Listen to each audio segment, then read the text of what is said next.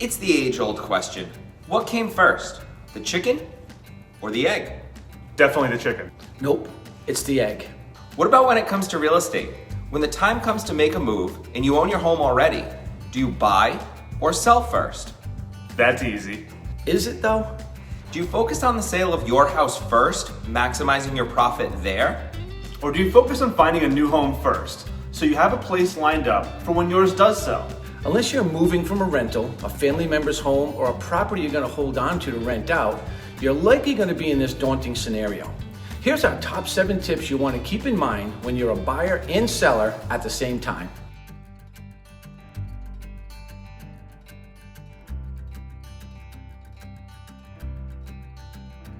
Number 1, focus on the home you're selling first.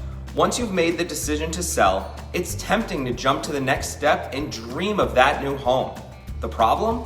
If you're not devoting the same care and attention to the sale of your home, you might not do things you need to in order to maximize the value. Further, it's going to be tough to compete in multiple offer scenarios if your current house isn't under contract with a buyer yet, or even worse, not even on the market. The market is so competitive right now that it will be next to impossible to compete on a new listing that everybody wants. Number 2, find an agent. Check their reviews, take a look at their experience. If you're moving within Rhode Island, sticking with one local agent such as ourselves is perfectly fine. If you're moving much beyond our borders, you'll need someone who is an expert in that particular market to help you with that sale. Make sure you work with an agent or team who really knows the neighborhoods, how quickly the market is moving, and someone who has the local relationships. Also, if you're going out of state, we have relationships with agents across the country and could certainly connect you with the right one in your area. Number 3, consider renting a storage unit. On the surface, it makes sense. Why go through the time and expense of moving your stuff into a storage unit only to move it again into your new place?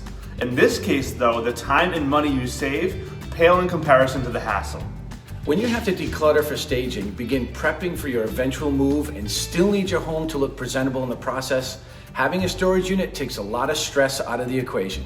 Just remember that it's a temporary home for your stuff. Make sure you're taking a quick moment to organize items in boxes and label.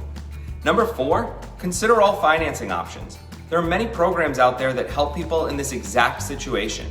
Maybe you might want to consider a short-term bridge loan that can help you financially during the transition between your old and your new home. Maybe you'll even qualify for that new mortgage without having to sell your current house first. This could make for the most stress-free process if you were open to it. Number 5, always have a plan B. And C. Even if you've devoted the right attention to both the sale and the search for your next place, this crazy market is the wild card.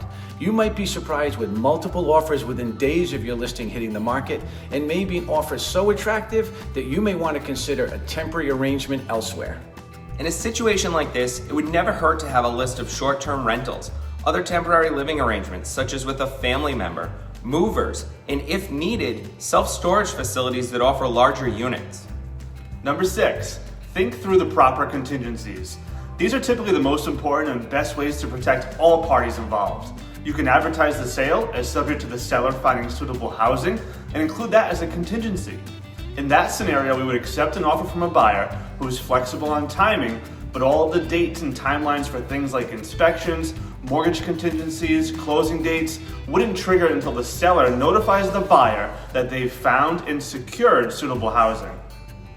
While you still will be making offers subject to your house successfully closing, at least it would be under contract and more attractive than if it was not.